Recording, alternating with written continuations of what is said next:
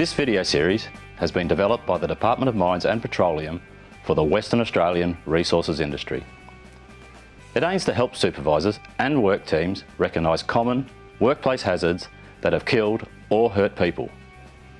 Being able to correctly identify hazards is the first step towards reducing the risk of accidents in the workplace. Most safety videos just tell people how to do things. In the two videos on falling from height, we're going to explain why a fall can harm people and the personal cost. If you understand the basic principles behind what you're doing, you can adopt safer work practices and better risk controls. After all, we want everyone to go home safe from work. This video is one in a set focusing on the effects of falling from height. When things go wrong, whether you plummet 100 metres or stumble just a few centimetres, you could be seriously hurt or killed. In this video, we're exploring why a fall can harm the human body.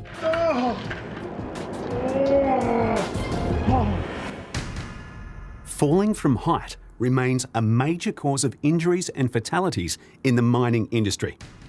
That's right, gravity, the force we all adjust to from the day we're born, inflicts more trauma than more obvious hazards, such as dangerous machinery or electricity. Gravity is a constant force that exists between all objects, with smaller objects being attracted to larger objects. Because the Earth is so much bigger than a person, we are all naturally moving towards it.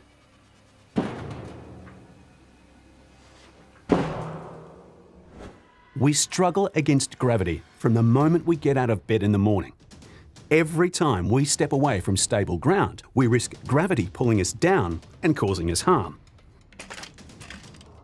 The longer you are in a falling motion, the faster you move due to gravity, which is fine, as long as you keep falling. What inflicts damage is the rapid deceleration experienced when you hit a solid object. The force of impact absorbed by your body in this moment is the key factor behind many injuries on mine sites.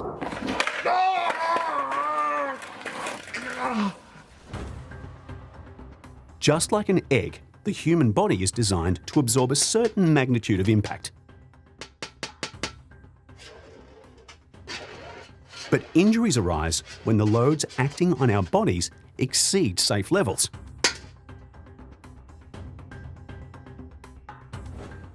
By harnessing the power of gravity, a fall from height can unleash catastrophic levels of force very rapidly. We can crudely demonstrate the intense force generated by a fall from height by using an everyday scale. When standing still, this average mine worker exerts a load of 102 kilograms onto the scale platform. However, if the worker falls just 20 centimetres, the scale momentarily registers a measurement of 232 kilograms, meaning that the worker's body endured more than twice the load it normally experiences at ground level. Imagine the force applied when a person falls 10 metres or 50 times that distance. Do you think your body could cope? Using mathematical formulae, we can predict the exact force that the ground will apply to a human body when it completes a fall. Force is measured in newtons, named after physicist Isaac Newton, who determined the laws of motion in the 17th century. His second law states that force can be calculated by multiplying mass and acceleration.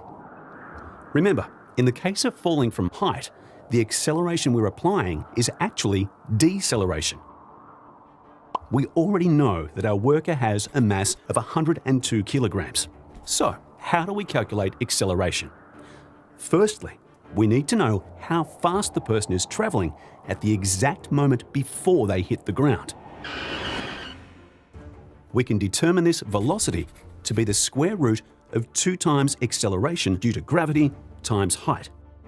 Acceleration due to gravity remains a constant value of approximately 9.8 metres per second, meaning that for every second an object is falling, its speed in metres per second increases by 9.8.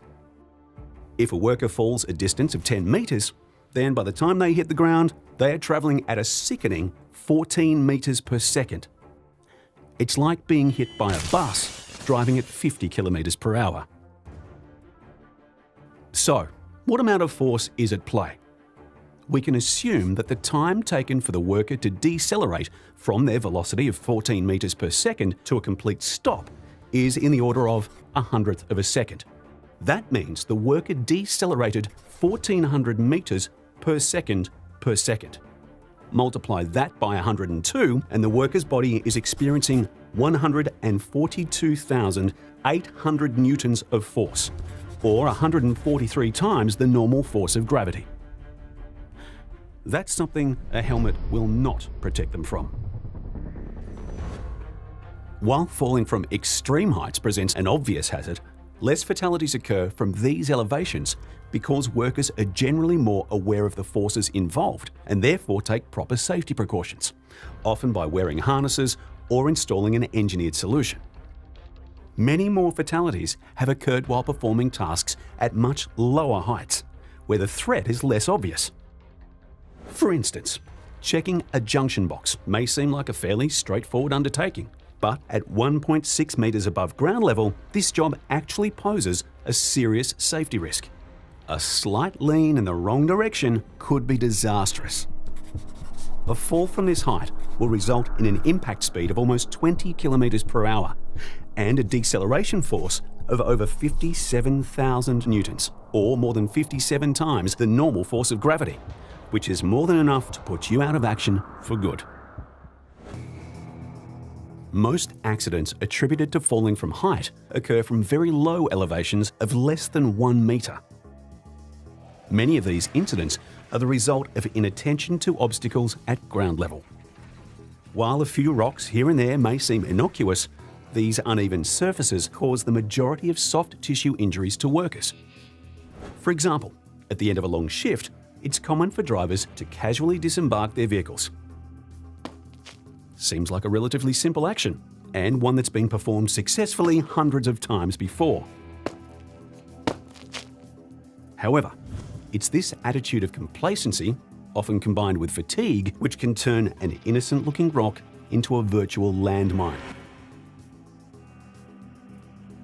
Jumping awkwardly on the rock from a height of just 60 centimetres applies a force of almost 35,000 newtons to your ankle, enough to put you in a leg brace for a month should you strain the anterior talofibular ligament. Assuming the rest of your body tumbles from there, the additional 1.5 metres your hand travels means that it hits the ground with a force of over 65,000 newtons, potentially resulting in a distal radius fracture near your wrist. This injury requires immediate treatment and up to a year of rehabilitation. 100 years ago, safe working conditions on mine sites were virtually non-existent. Today, stringent risk management procedures are designed to prevent workers falling from height. However, every worker needs to carefully assess their work area and take proper precautions to ensure that they are constantly operating on a stable surface away from a free edge. Confirm that all safety equipment is fit for purpose, and if you're still not satisfied, seek an engineered solution. The impact of a fall from height will not be limited to your physical body. There are social consequences for your career, relationships, hobbies, and mental health. The one common factor among every falling from height victim is that they never thought it would happen to them. So ask yourself, is that you too? Remember, everyone wants to go home safe from work.